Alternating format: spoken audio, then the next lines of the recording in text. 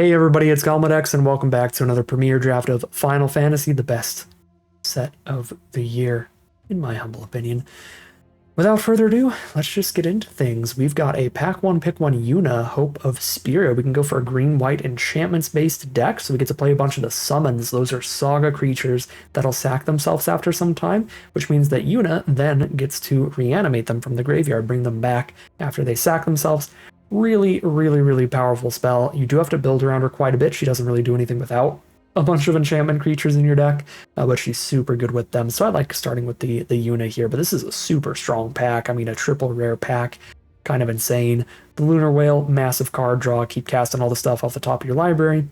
Or the Furion, great for the Boros equipment strategies. But let's scoop up a Yuna here. These are the two colors that we did not play in our last draft. We went for Grixis Control.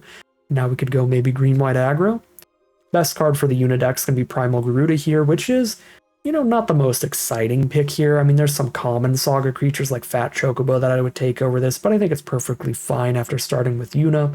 This is a defensive removal spell dealing 4 to a tapped creature, and then you get some flying damage in with it, so it's perfectly fine. There are other cards in this pack that I would take higher generally, like Gladiolus or Hectize, but I don't think either of those are super exciting for a Yuna deck, so I'm fine pivoting my pick a little bit more, emphasizing the white a little higher, because this isn't massively worse than the next best cards. This isn't like a super good pack. If it was quite a bit worse, though, I'd be fine still speculating elsewhere, like here, where the white spells, well, okay, Town Greeter's pretty good. I was going to say the green and the white spells are significantly worse than Planisphere, which is still true, but it's not because they're bad. Like, Town Greeter's fantastic, but Planisphere is insane. This is a bomb rare. Every time you cast a non-creature spell, or every time you draw a third card in turn, you put a +1/+1 counter on the creature that this is attached to. It comes with a creature automatically attached, so it's just every time you play a spell, you get a +1/+1 counter on the board. Super wild, especially in a format that does have so many non-creature spells that produce creature tokens. You can make your non-creature count artificially high. You can run a bunch of equipment that make creatures and a bunch of instants and sorceries that create creature tokens to make this card really absurd, and that's something that blue does most of the time, so I'm taking this for sure. Even if we started with a Yuna, that card is just so strong. And we might be getting cut a little here. There is a Magitech Infantry. This would be fine towards a blue-white deck, letting us play all these cards together. And it would be okay in green-white, but it doesn't have any Yuna synergy because it's not an enchantment creature, it's an artifact creature. The alternative is Syncopate here as a solid blue counter spell to go with the Planisphere. So yeah, Infantry's great in any aggressive white deck, and Syncopate's great in any controlling blue deck. So Magitech is our closest pick to trying to hang on to Yuna for dear life. And then Syncopate is the full pivot to the Planisphere plan. I mean, pick 3 Planispheres. Such a sign for blue. I mean, we did pass a really good blue rare, though. But I also just have not been seeing quality green or white. I'm going to take the Syncopate. Yeah, there's just no green or white creatures here.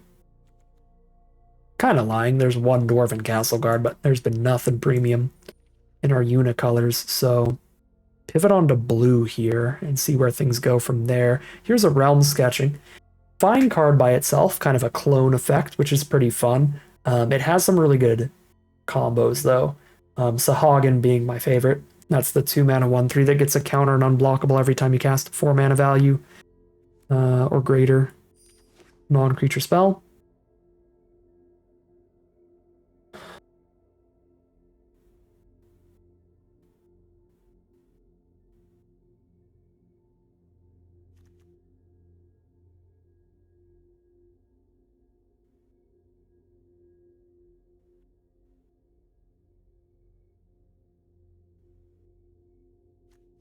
There's a Renoa to go with Yuna here. The lightning is perplexing. Pick 6. But we're talking about ditching every card but Primal Garuda to play it at this point. I mean, there's not anything that good for the blue deck in the first place. But there's Renoa for Yuna. That was a weird pack. Pick 7. Blue-white deck with Tidus. Tidus is not very good. The inset version, the commander version is really good, but the draftable version is not that strong. I do like Warrior's Sword in the blue-red mana value 4 or greater non-creature spells deck. And we have cards like Planisphere, Sketching that work really nicely in that deck too. I'll speculate on that. The Choco Mog's like an okay Saga creature. The only one I want to take really highly with Yuna's Fat Chocobo. That's like the premium one. And the uncommons, a lot of the uncommon ones are really good. The Fenrir being the premium one, the green uncommon Saga creature. Pick 8. This is all quite filler for everything. Rides the Shoot Buff. Could be a big old 7/7 enchantment creature alongside Yuna in the late game. Okay, there's a lot of blue early, but that seems to have basically completely dried up. So now we're back towards speculating on green-white still. We've got 4 cards towards green-white enchantments. We had an opportunity to take a lightning, and somebody's getting a pick 7 or 8 lightning, so somebody else better be in Boros by the end of this draft. I will say that much. I don't think Weapons Vendor is very good in green-white.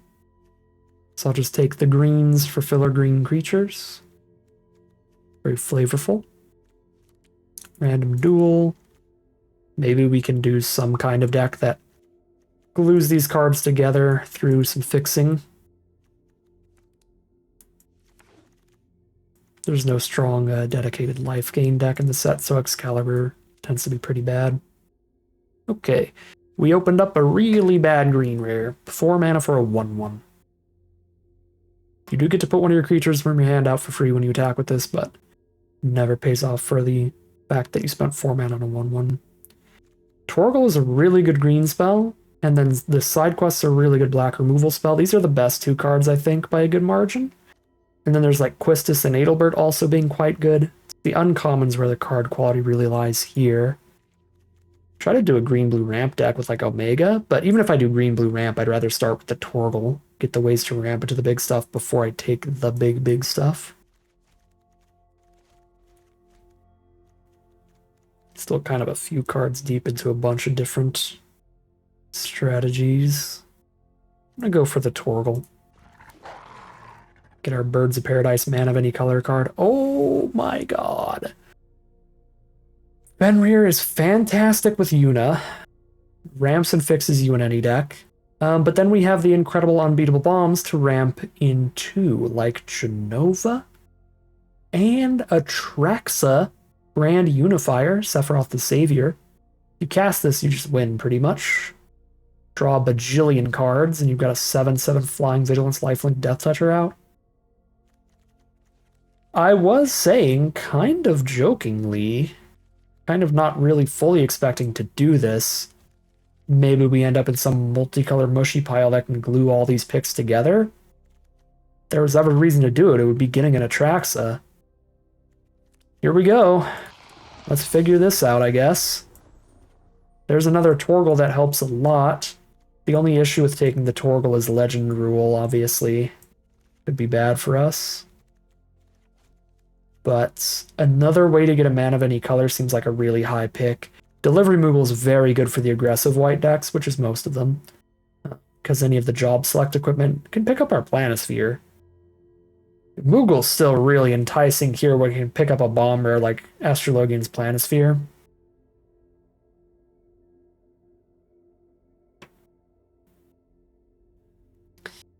Mana is going to be really important to try to get to Atraxa. This could be wrong, but I'm going to take Moogle. Moogle Planisphere Wombo combo.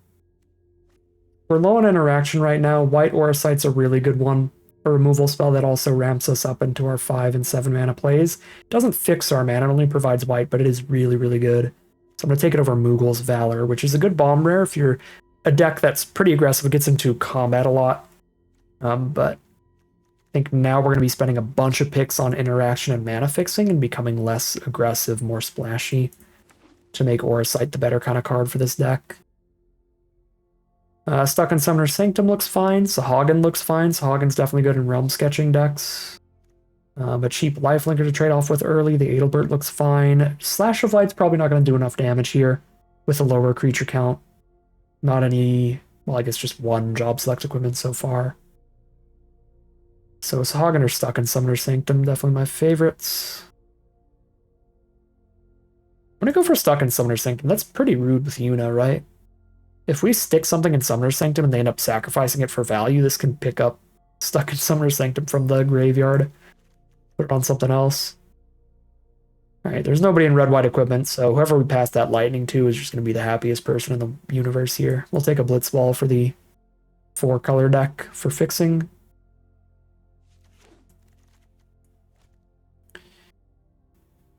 The wrong color dual lands these last couple packs. There were the right color duels in like the pack with Aura Sight. It's kind of hard to take that over the Aura Sight.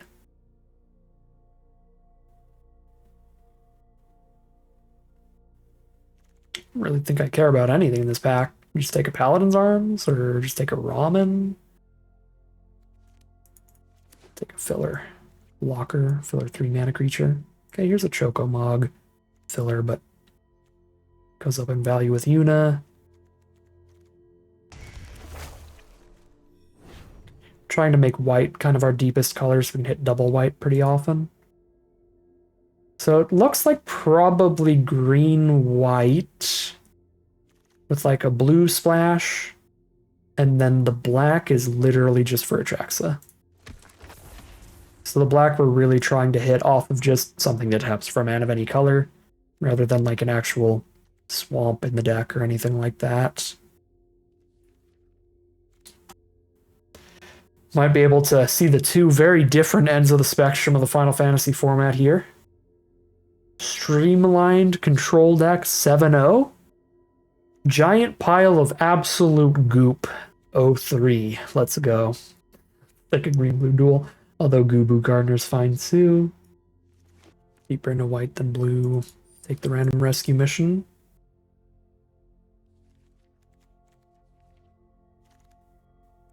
T-Rexar is a fine stabilizer in the late game. 6/6, gain 3 when it enters. Just a large roadblock as well. Quistis actually looks pretty bad in this deck. Still don't really have anything to recast with her. I guess trying to recast a Realm Sketching or a Rescue Mission weirdly.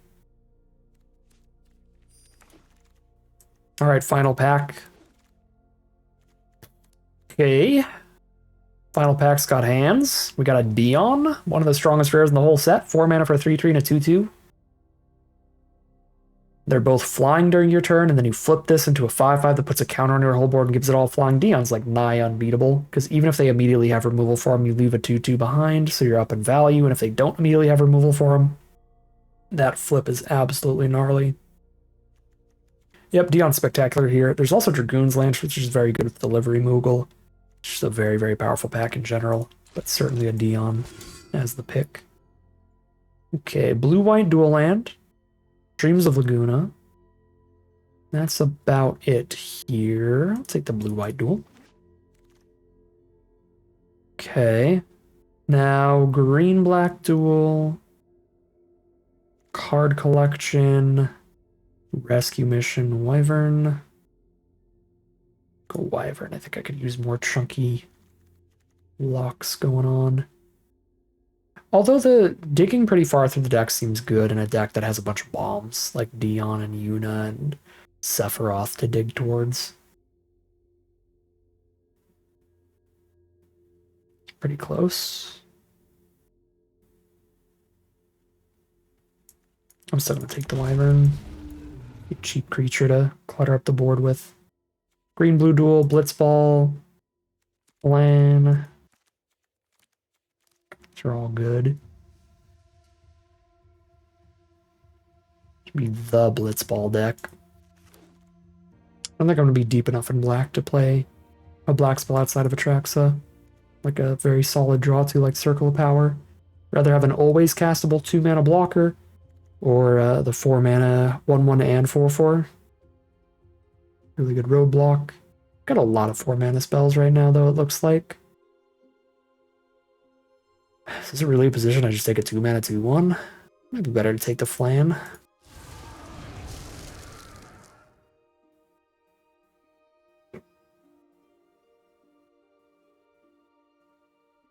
Awkwardly looks like we're ending up deeper on blue than green, which is awkward for a 2-mana green mana dork like Torgal.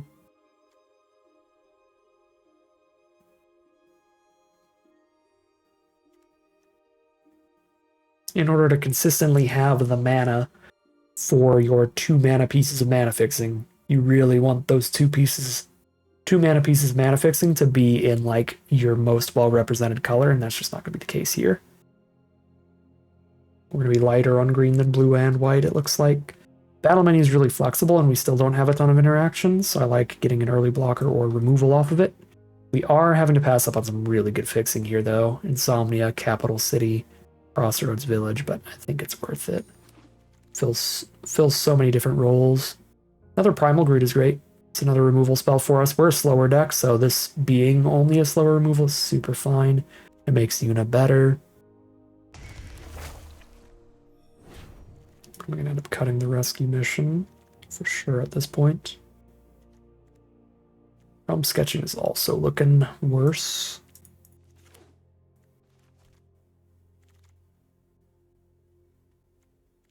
Bunch of nothing here.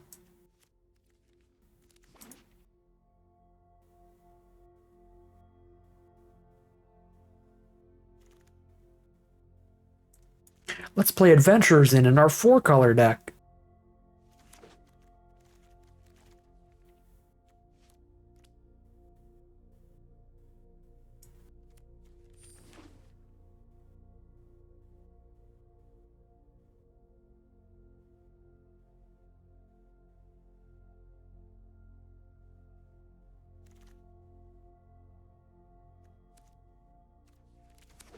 It's kind of a sick Planisphere deck, because if you look at our creature curve, non-creature, non-creature, non-creature, non-creature, the Monk's Fist, non-creature,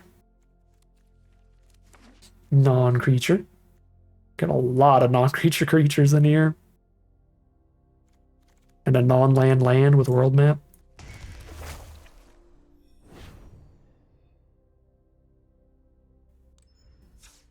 Okay, this is going to be a pile. This is one of those cross your fingers, hope to draw the bombs decks. Which are fun every now and then, but if you've seen a lot of my drafts, you know that I am much more the streamlined 2-color, good commons and uncommons kind of player. I would prefer to be in all commons and uncommons like Boros aggro deck with a great curve than be this mana all over the place, but I have really good rares kind of deck. But it might actually play out better here. This is a lot of power in here, even if the consistency is low.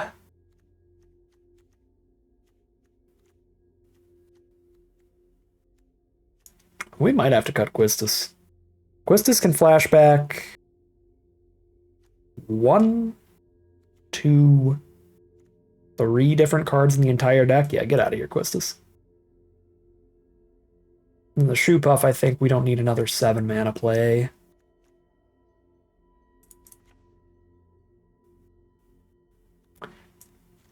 Each of these world maps counts as like half a land, so I could play 16 land double world map.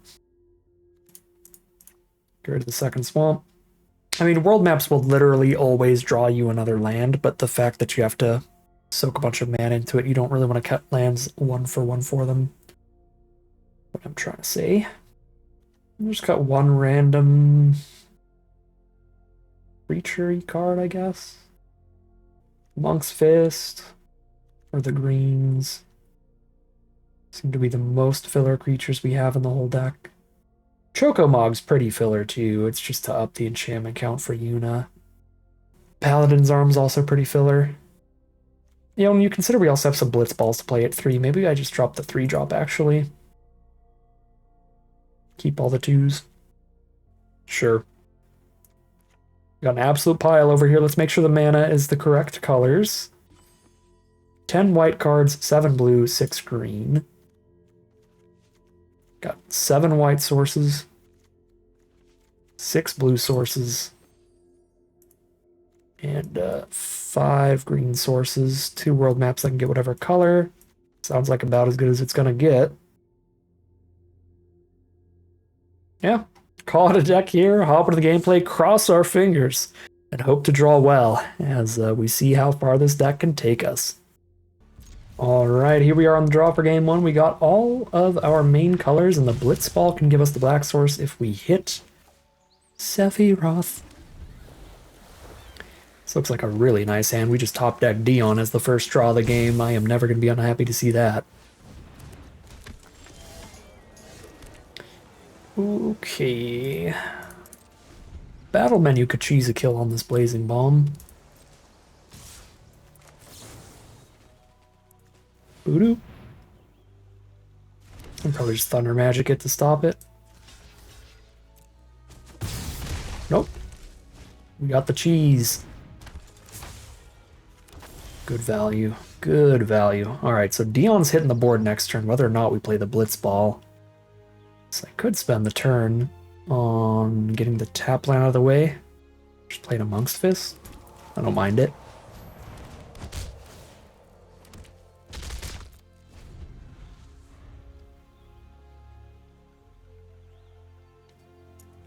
Might actually lead with Primal Garuda over Dion.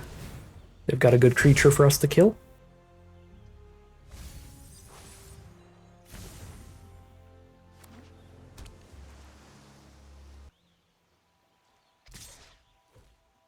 Okay. Trade a 1/1 up in the shopkeep. The poo-poo. Okay. He's a little wild, but I don't mind. Just making a 3 power blocker for the Elder. Pass him. If we're chill with each other, we're chill. I got insane top decks to get to. I don't need to dump Dion out immediately for him just to be stuck in the Summoner Sanctum or something. We'll see if we can cast our other threats first to keep him around, make him more likely to actually flip. Although, no tapped creatures from our opponent still means probably just cast them this turn, overdoing literally nothing. I'm not playing Garuda without shooting something. We have no attacks here. I guess the problem is now they could also just have a counter spell. This is going to be the slowest game. I'm going to go full draw go mode. And they're going to get all the value in the world if they did not have a counter spell or a removal spell in the opener. I'm just giving them so much more breathing room to draw into one. So maybe I should have just dumped this thing out immediately a couple turns ago.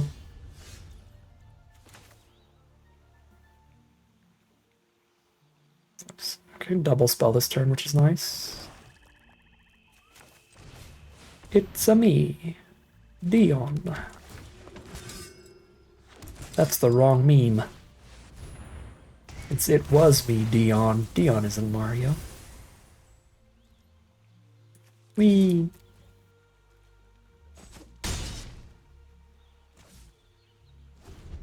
Did they draw removal for Dion yet?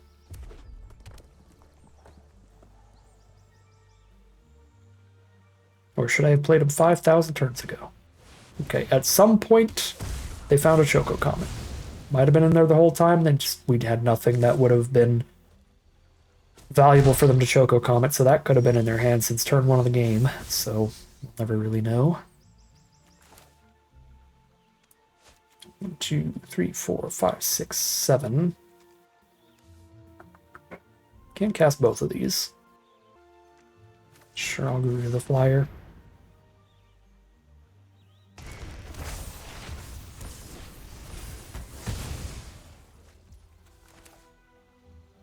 I don't think I have any, like, draw a card, discard a card type stuff.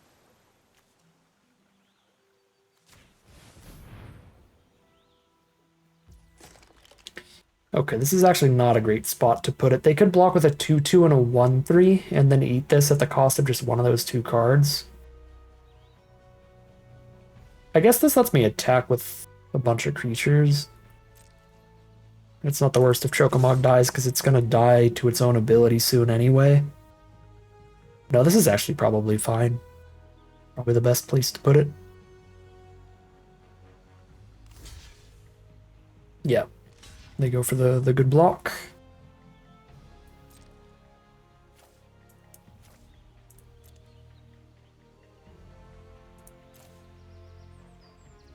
Get rid of the bird.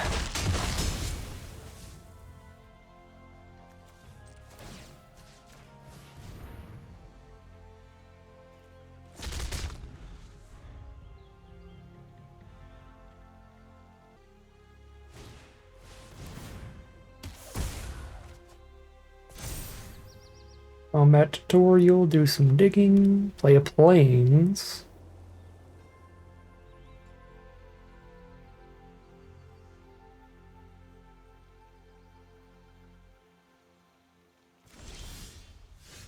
Pass.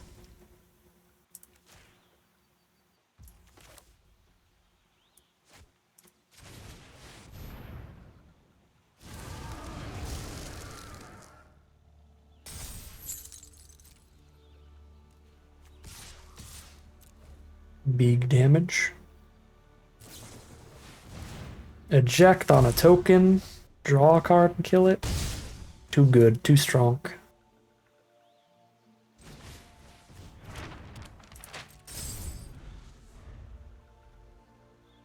I wish summons were legendary. You know what? No, I wish Blitzball would work if a historic creature hit your opponent. I guess it's more flavorful, it's specifically a legend.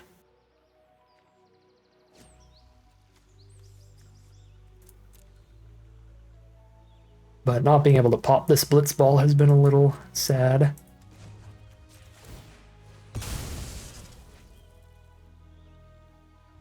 Just then a land out here. 1, 2 white sources, 1, 2 green sources, 1, 2, 3, 4 blue sources.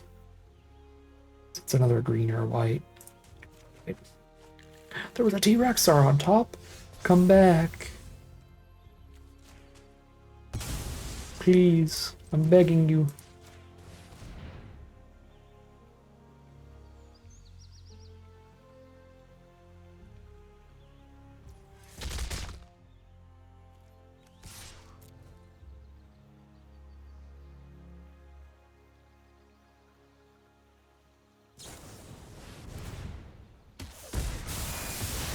All the removals off the card draw.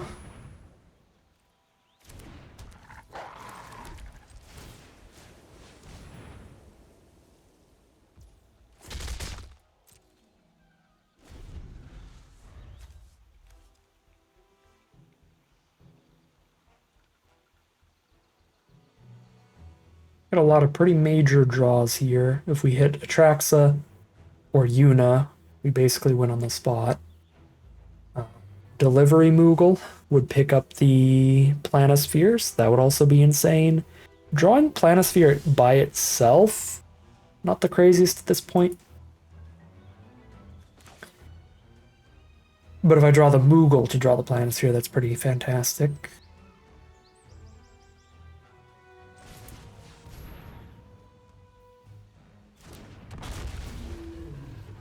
Renoa's pretty massive here. Well, for now, we're just going to stare at each other.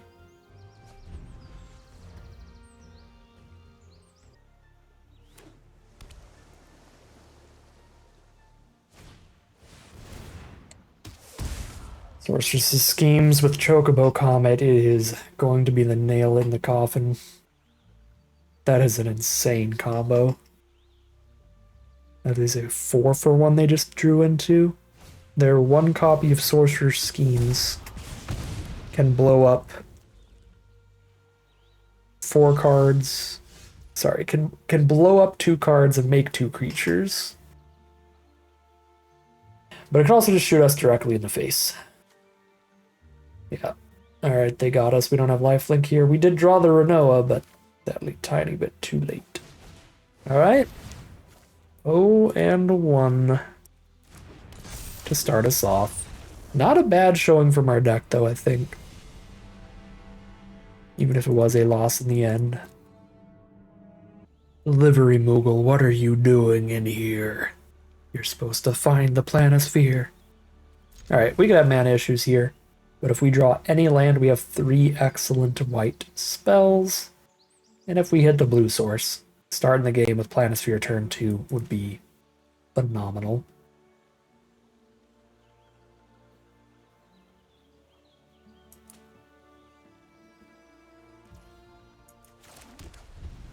What mana shall we draw?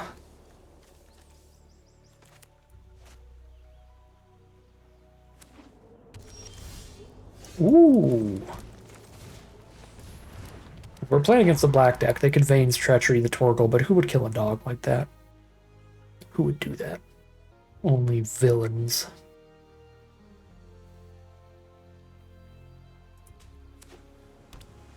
Blue, green, black, the poo-poo UFO. Poo-pooing all over.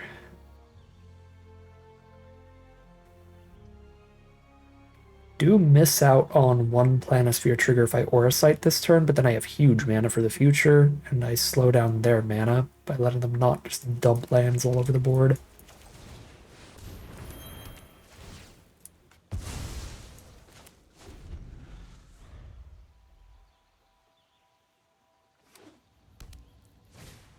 Now I got 6 mana next turn, which means I could play Planisphere and Moogle. Or I could just play T-Rexar. Sure. Whee! Ramp.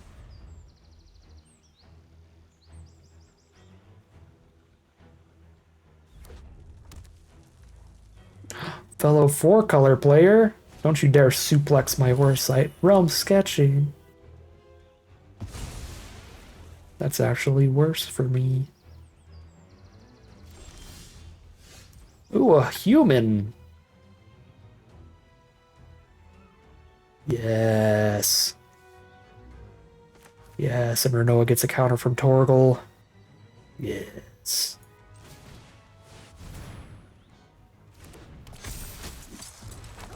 She doesn't get a counter from the dog that she makes, but that would be sick.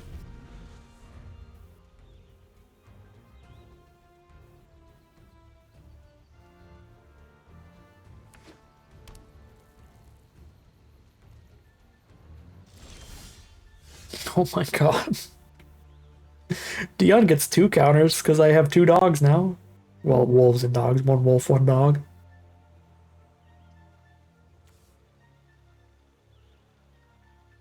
Okay, I think I have to attack first and try to get removal thrown at Renoa before I play Dion.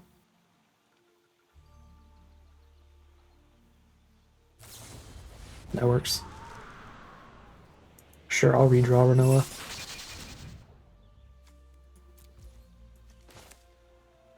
Somebody's here to say hello.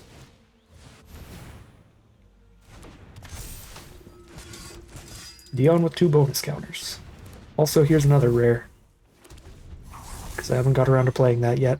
Because I have not been playing any other non-creature spells since the Aura Sight.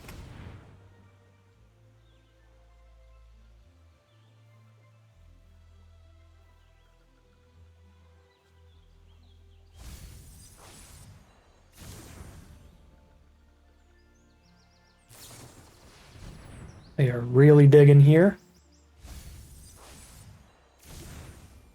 I would just flip Dion if we untap with him.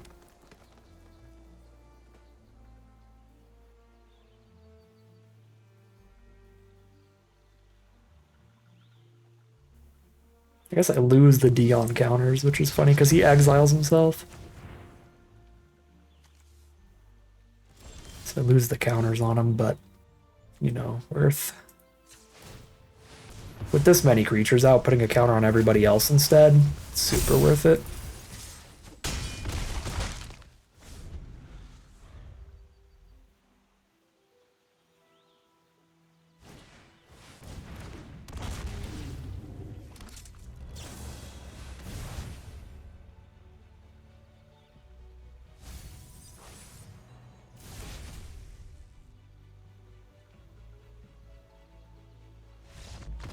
Alright, unfortunately for our opponent, all of the colors, but none of the removal. As much as they tried to dig for it, we are 1-1 heading into game number 3.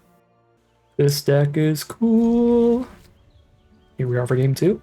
We got a turn 2 Torgal to an early Yuna with a Saga creature.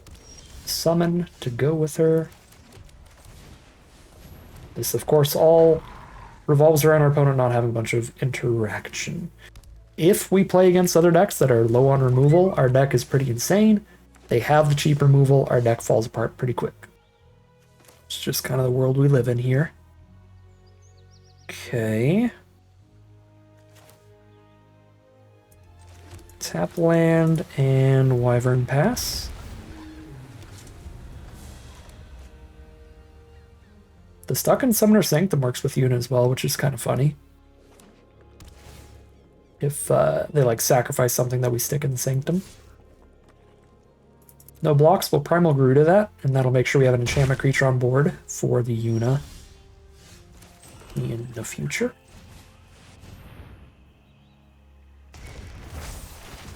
Boop.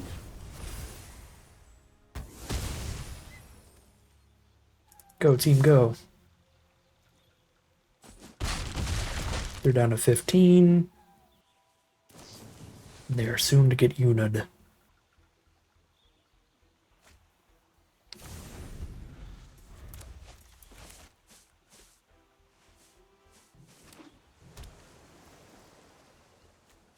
Gonna have your end step. Okay. So the turn Garuda sacks itself, it'll come back in the end step. Hello, my friend. You are a very cool card, but I'm going full Yuna style for now. If that does not manage to end things, we got a backup plan.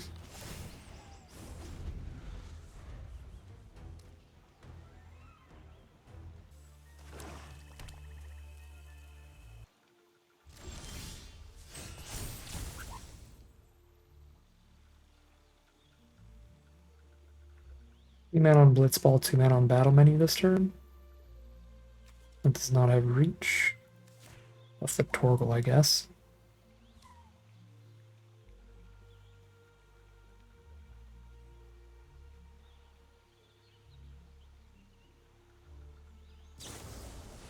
Vane's Treachery, -2, -2. 4, 5, 6, 7 power on board if I let Torgal die. It's not lethal. I could save Torgal with Battle Menu, but then I have to tap Torgal for Stuck, and then it's still 1, 2, 3, 4, 5, 6, 7. I can't lethal here no matter how I play it against that. So I think then I should probably just keep the mana from Torgal.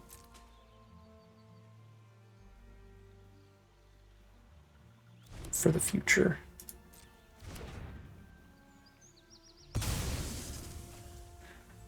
Okay. If I had another 2-mana removal spell, I guess I could beat them here.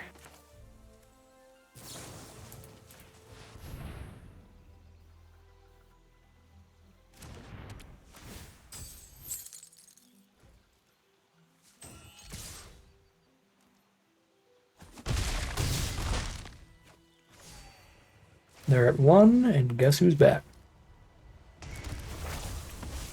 That's actually... I don't even consider that combo. So we tap it so that the Garuda Reanimate actually blows up the tapped creature, which puts this in our grave, which means should Yuna stick around if they somehow don't die, next end step I can then tap a different creature with that, reanimating that. Jesus. That was a really dumb game of Magic. Our opponent did not have the cheap interaction, and we just had a super explosive hand. So, 2-1 heading into game 4. Alright, here we are on the play for game number 4. We are just kind of chilling with this hand, just setting up mana rocks. If we are against an aggressive white-based strategy like Boros or Black-White, I open my mouth and planes appear.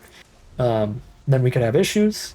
If we're against like Izzet, Grixis, Dimir, those control-y kind of strategies,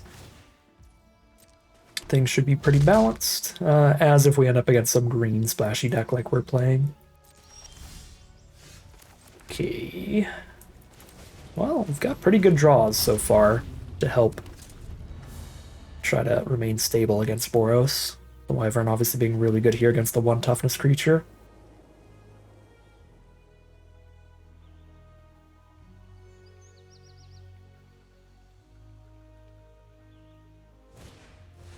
Paladin's Arms. Oh yeah, this 1 card kills both those tokens. Beautiful.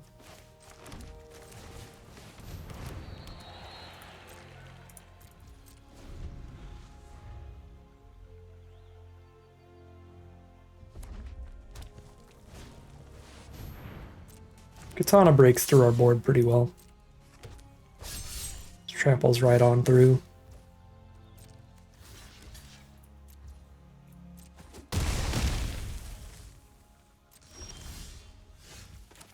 But now we got a 6/6.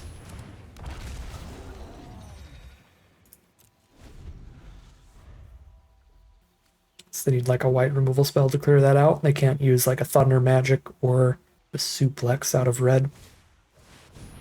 Weapons Vendor for 1 mana equips. They've got the 5 mana re-equip of the Katana, 4 mana re-equip of Paladin's Arms. Weapons Vendor's going to put in a lot of work here. I think it'd be pretty fair to just Aura Sight the Vendor. But then if they have Suplex to clear out the Aura Sight, that'll go really poorly for us. 4 mana worth of spells after that. I've got 6 mana total up front. Could just cast Renoa. Ready to go wide with Chocomog and maybe try to actually be the aggressor a bit here.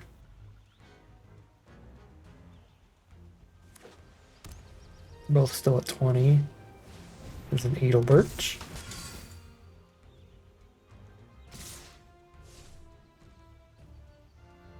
They pass through. Ooh, that's beautiful. We can play that to get our Planisphere before we play any more non-creature spells. I like that. Exactly enough mana to do it too.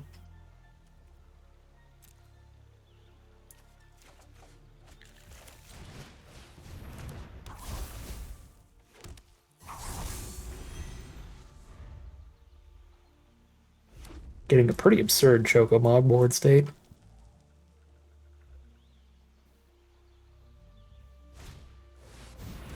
Our opponent's board state is no slouch either, though. That Adelbert. Like a 1 mana Paladin's Arms equip onto it. Unraceably big. So we're definitely interested in Aura Sighting that away.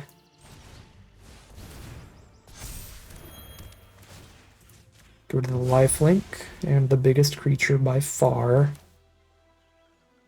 Drop a Chocomog.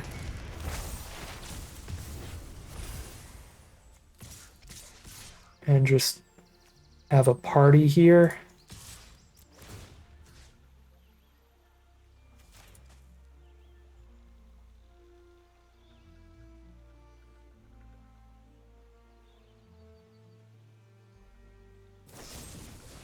Fate the T-Rex.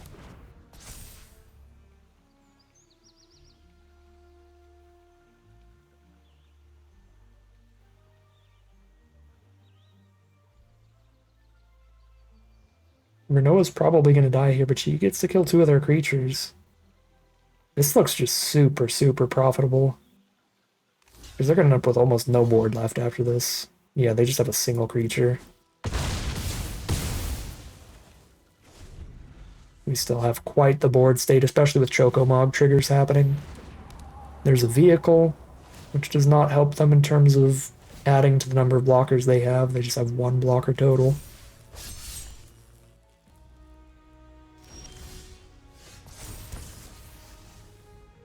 All right.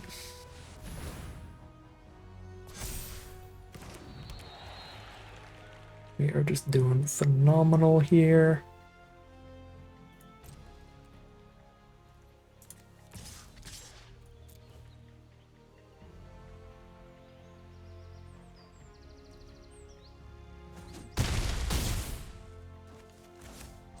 We have so much pressure on them, I think I'm just dumping Groot out even though it doesn't kill anything, just for flying swings next turn.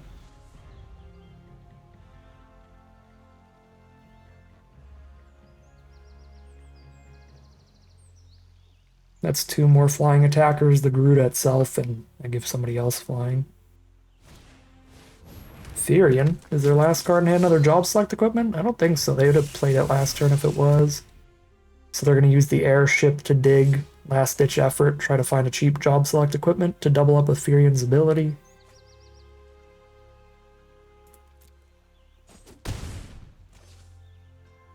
Even so, they're still behind.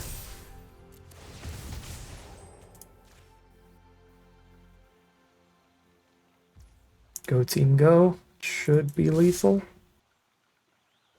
And there's the concession from our opponent. That's 3-1, at least a 50-50 record from this deck. As much as I think I could hope for out of this one.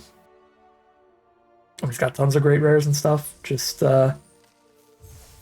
potentially awkward mana and not too much interaction. But we've drawn really, really well mana-wise all these games so far. I mean, we've got double Blitzball, double World Map, multiple duels. Great stuff so far. We are 3-1 heading into Game 5. Alright, here we are on the play. For game number 5, we really need to draw land. Then we get to play the bombiest bomb of bombs. Also, our opponent is a Boros deck curving out on the play. Or sorry, not on the play. From turn 1, what I mean to say. Alright, we're hitting all the lands we need, but still under a boatload of pressure from Boros. Yep, activate the infantry. Big stuff. I think I actually have to Garuda here.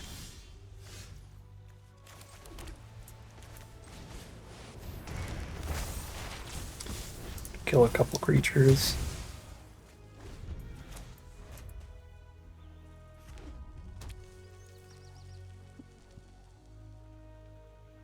How many infantry did they manage to draft? When I'm in aggressive white strategies, I try to draft it super highly, but even then I find it very difficult to end up with more than 2 copies, 3 max. So they have at least 3. They have the +4/+4 trick as well. Yeah, it doesn't matter at all. Where I block, it goes terribly for me. Against that. That was such a good draw. Getting me that green source, getting the life gain off this trigger. Ooh. Now I'm okay with paying life because I'm gaining 3 back. Sorry, 4 back.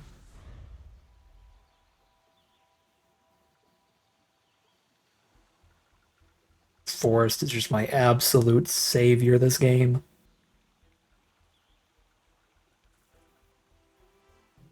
If they can't kill Yuna, it is over. I mean, I gain 7.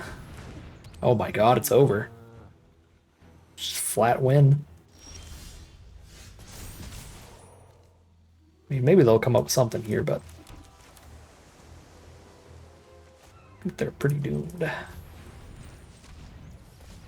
I could Aura Sight and hold up Syncopate, or I could just play Dion. Go Aura Sight, hold up Syncopate.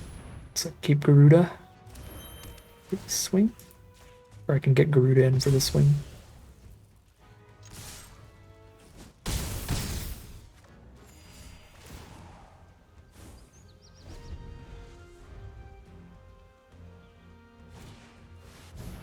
Airship. It's fine if they want to chump Yuna next turn.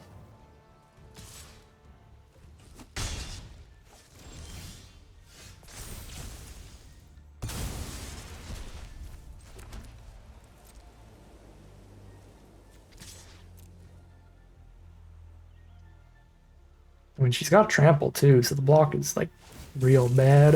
Unless they have another +4/+4 trick, in which case we still ruin their day. And play Dion in the same turn.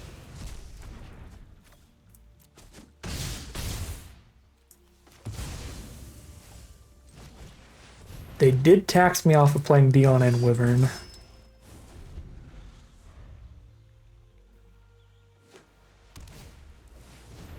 Ooh, they had two of them.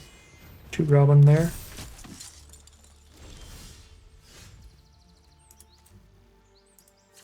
Two, three, four, five, six, seven, eight. If this were untapped, I could play Wyvern, then flip Dion. Not untapped, though.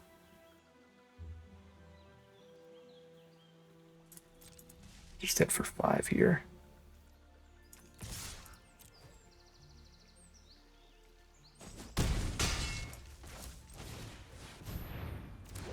Either way we play it is 2-turn lethal.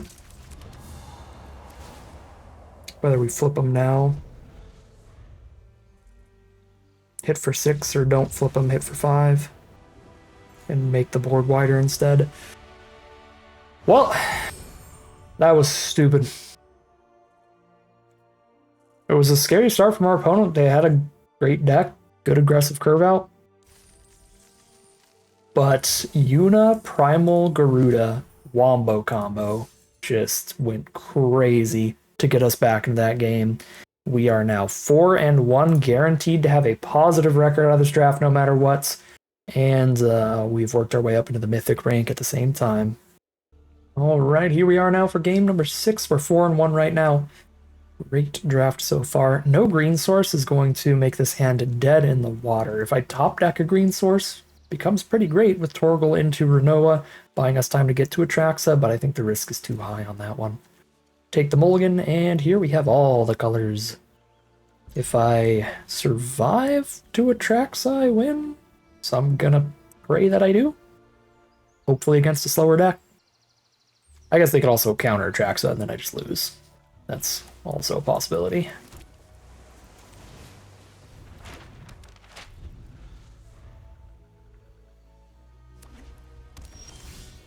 Okay, they are white, so a little more likely to be aggressive. I don't have the time to wait to get a town off this. I need to get an untapped land now to play Blitzball next turn. Renault is a great draw. 2 creatures off 1 spell, and I am so fine to see a Wall of Omens. That is not a attacker at all. It's a defender. So it doesn't put any pressure on us.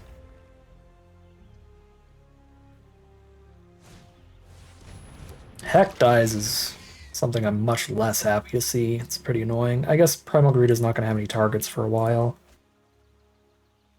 Because the Wall of Omens isn't going to tap itself here. Oh my god, we got the Yuna anyway? The Yuna Garuda combo? Wait till they might have a tapped creature for that. I mean, it would still be a perfectly solid play here, even if it doesn't blow anybody up. 6 out of 7 mana for Sephiroth. If I play this land. Yeah, I guess we're gonna play the land and the Yuna here. Don't blow anybody up. Just get more stats on the board.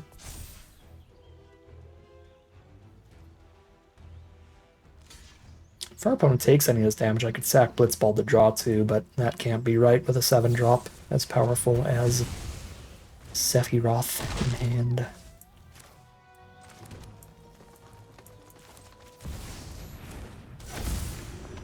Welcome back, Ruda.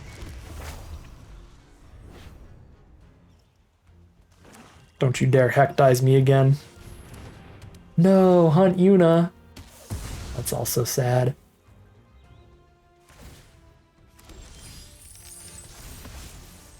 Oh, if I top decked a land, that actually would be Sephiroth mana. 1, 2, 3, 4, 5, 6.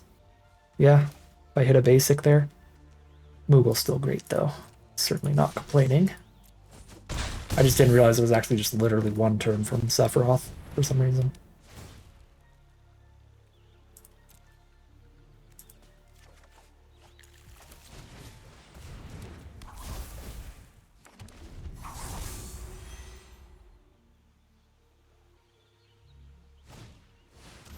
White or a sight on Moogle.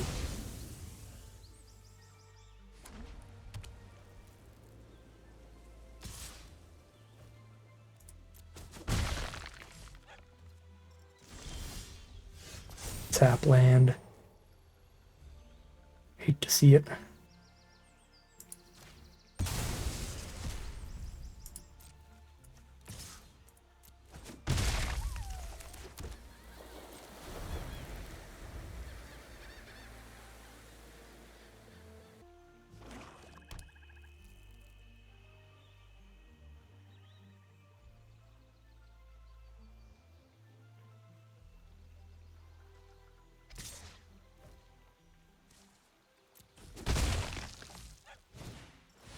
Weapons vendor, draw a card.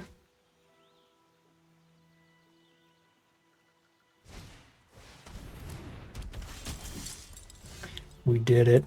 We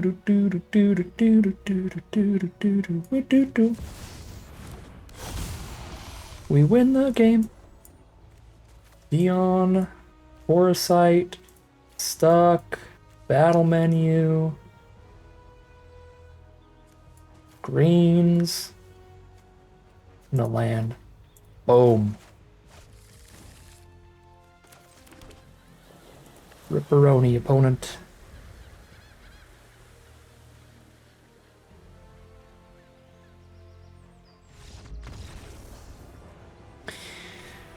Our opponent finds the line, and we are 5-1 heading into Game 7.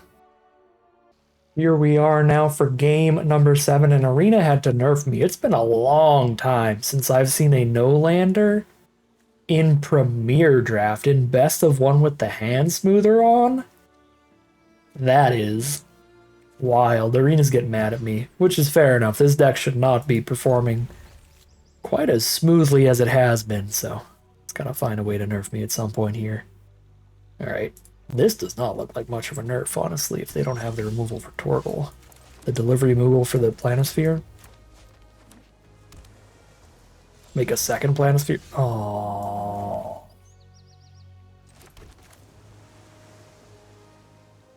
I have to go and draw like that. Joke's on you. I don't even need his mana anymore, because I drew what my 4-drop was gonna get. Uh-oh. I'm drawing all spells, all at 4 mana now. Well, I drew a 2-drop, I just mean the majority of my hand is 4-drops now. Okay, we can get syncopated again. That'd be sad. They will have to syncopate us thrice to stop us from bombing them, though. They have not syncopated us the second time. Instead, they ice magic the token. The equipment is still very good, so that's fine.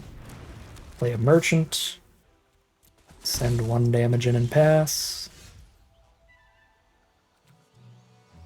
Okay. I'm just doing it. Come on, Dion. Let's go.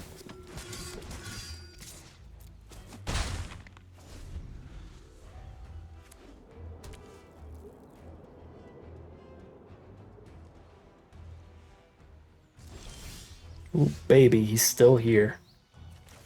Surprising.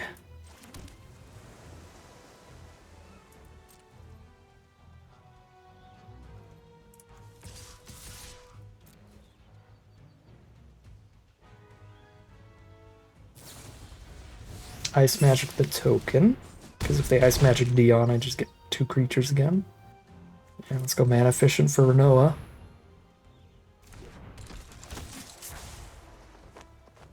This deck is legendary.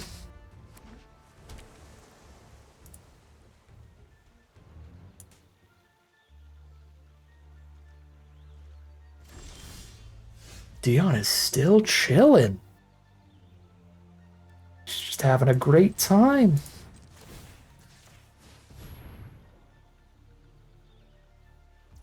Put that there so whenever I cast the Stuck, I get a +1/+1 counter as well.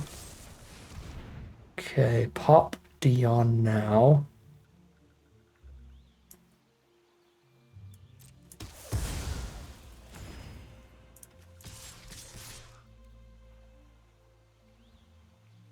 Force a chump or just send a bunch in the sky here? We're just gonna push a bajillion damage. They're over it. They're so tired of it, and that is so fair. Another absolutely ridiculous opener from our deck, even after the 7-spell mulligan to start us off. And we are 6-1, heading into the final battle with 2 rounds in the chamber. Alright, here we are for what could be the final game against Magic the Gathering Online. Uh-oh. the entire platform. We're going to keep this hand. It is very slow, but also contains one of the strongest bomb rares in the whole set. Kind of like this deck in general. Pretty slow, but contains multiple of the strongest bomb rares in the whole set. Our opponent starts off nice and quick. Turn 1 Magitech Infantry on the play. That is a very scary start, but we have beaten it before. This time they're going 1-drop, 2-drop, activated on 3 probably, so very, very, very aggressive curve. Since this time we are on the draw and they get the full curve. I think every other time at least something went in our favor. Right? Like at least we were on the play and then they had the curve out, or when they were on the play, they went like 1-drop, nothing on 2, and then activate on 3. Oh, wow. Okay, well, things are actually going massively in our favor, in the sense that they're stuck on 2 mana, and they played a Defender as their turn 3 play. So that is super, super helpful for us. And they drew one of their infantries, which misses out on a little bit of the value it could have gotten by tutoring one out from the deck. If we survive, we're going to be in a really good spot, and their draw is doing some awkward stuff that could help us survive. I mean, they're still casting a creature every turn, so we're still definitely under pressure. But, you know, this could have been much, much worse considering their start.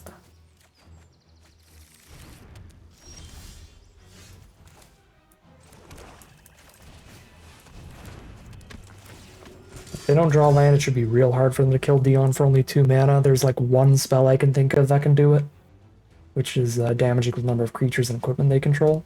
They're on a 3rd mana that increases the number of cards they could have. Vanat is not one of them as far as I know. I guess once they get to 7 mana, he is. Until then, he just draws some cards off Legends. I could Realm Sketching Vanat, but the problem with Realm Sketching Vanat is that I can't exile mine, because mine's a token. Oh wait, I can! I hate how they do this. So this card exiles itself, then returns it to the battlefield transformed.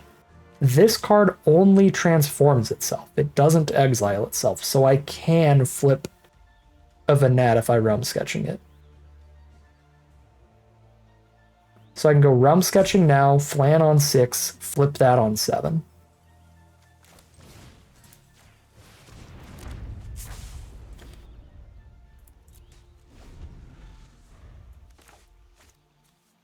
Like, there's reasons they did that, because the way that sagas work, they'd have to, like, exile and re-enter, so the saga enters with the first lore counter. But it confuses me every single time that the transform cards work differently. That some of them exile themselves, but some of them stay on the board. And as you can see, the way that they've done tokens is tokens do retain the back half of the card as well now. So you can flip tokens if they don't exile themselves to flip. So Orsite's going to hit Dion, I assume. Yep. So we still get the Vanat, though. And then the Vanat can exile the Orsite. My god, yeah, if it sticks around. Just super duper win off of that flip.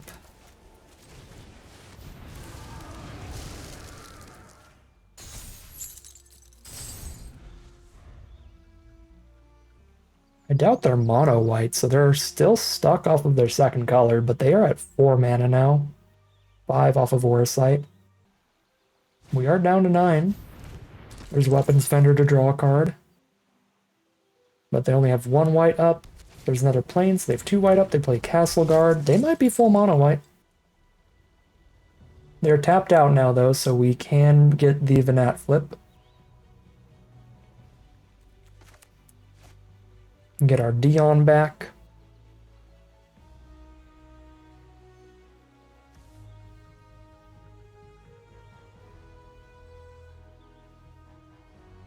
Also, +1 counter on a creature on combat every turn. Draw a bunch of cards, too.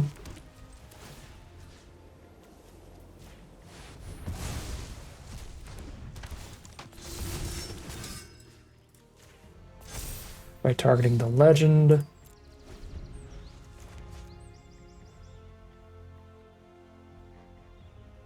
They're now at 5 out of 7 mana to flip their own, but we drew into our Aura Sight to hit theirs. To hit their Venat.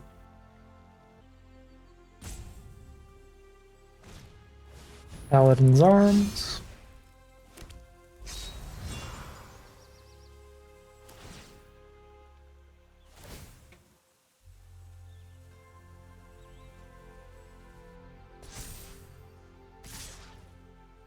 And they're just going to do the best they can here. Flunge it in. Get as much damage as possible in. Does get us pretty low. We are dead to the +4/+4 trick. They might actually win here. They don't have the +4/+4 trick in hand. So we aren't dead. Yet. But could be soon. Okay, well, now we just straight up killed Venat, so I don't need to do that anymore. Play this and play Renoa as the most blockers that I can play to be as safe as possible. Let's do that. Exile the thing that makes a 1/1 when it dies, but not when it's exiled. Play Renoa. Draw a card. Pass. We're at 3 life. It's going to be very hard to justify ever not holding a creature up. So that needs 3 things to block it. So again, back to having to hold a million things up. Well, now I can destroy that. Okay. So I can destroy that. They can reanimate it from the grave, but it won't be able to attack the turn they reanimate it.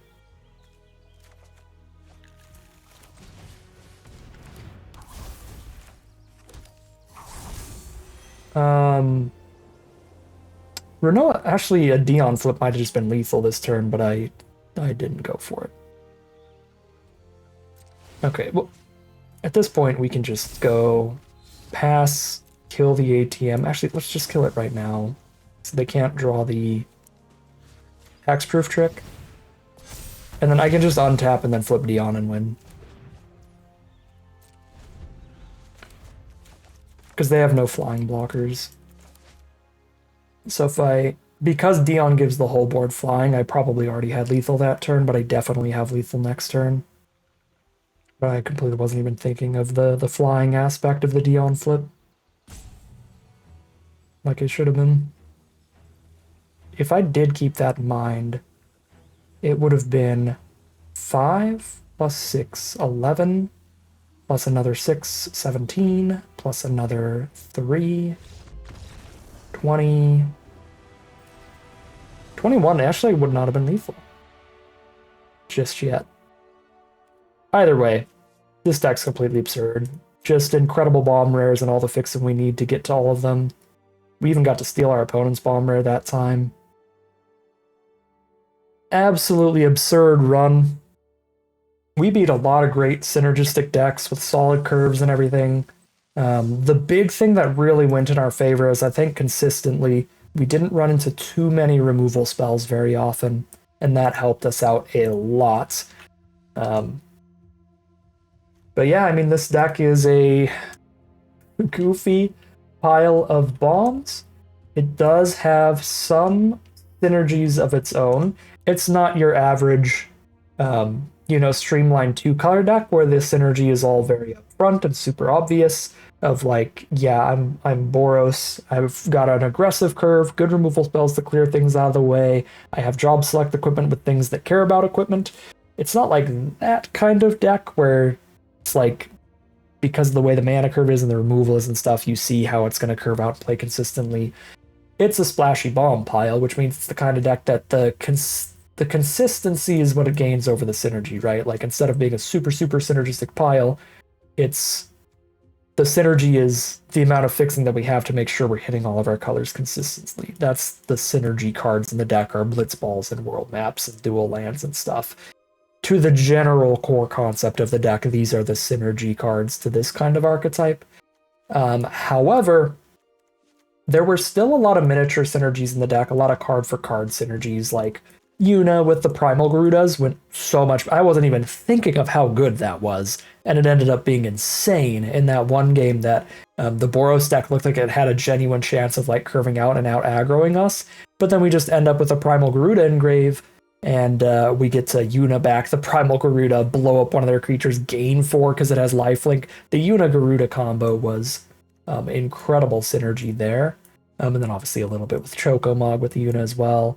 Delivery Moogle plus Astrologian's Planisphere. Again, not something that the whole deck is synergistic around. You know, the Delivery Moogle in like a Boros deck is like just a synergy piece in general, but in this deck it's just like here's a little 2-card synergy in the middle of everything else going on, similar to the Yuna Primal Garuda stuff. And that's kind of how the deck felt. A lot of little weird 2-card synergies that were super, super powerful, mainly because of how powerful the bombs were, and then just fixing in bombs. Just Dion just attracts the ridiculously strong cards that just carried us to victory because of how ridiculously powerful they are. And the only reason that this deck worked is because we opened so many atrociously powerful bombs. And that is going to carry us to the 7-1 run. An excellent run, get into top 250 Mythic on it and everything. Really, really sick stuff from these Final Fantasy flashback drafts so far. But that is going to end today's video. As always, I'd like to thank my patrons and YouTube members for their support, as well as you for watching the video. If you enjoyed it and you're interested in seeing some more, you can always like, comment, and subscribe to tell the YouTube algorithm to send us more in the recommended feed. If you'd like to catch me live, check out the Twitch channel in the link in the description below. If you'd like to support the channel directly, you can check out the Patreon link in the description below. And other than that, as always, thank you very much for watching, and I'll see you again soon for some more Magic Arena.